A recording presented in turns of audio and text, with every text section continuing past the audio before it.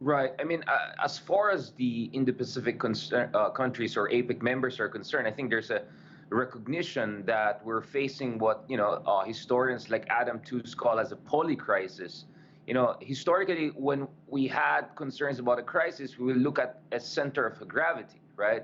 A single center of gravity. But what we're facing right now are potentially multiple centers of crisis. The threat of recession in the United States, the more credible threat of recession in the European Union zone, and then of course in China you had the economic slowdown in recent years. So I think there's this recognition that if we don't come together, despite our geopolitical differences, we're all going to face a very difficult condition. So as much as we want to have economic recovery from COVID-19 pandemic, we're also facing storms, multiple storms just over the horizon.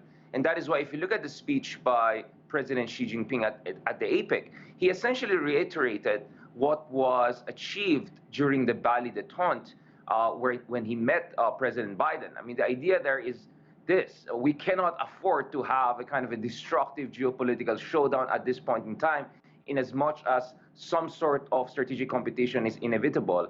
And that's precisely because the only way to deal with the economic challenges, geopolitical challenges over the horizon is if we have a working relationship. So I think that kind of pragmatism was very important, especially coming from President Xi Jinping, who just secured a historic third term as the president of China and is now unquestionably the paramount leader of China.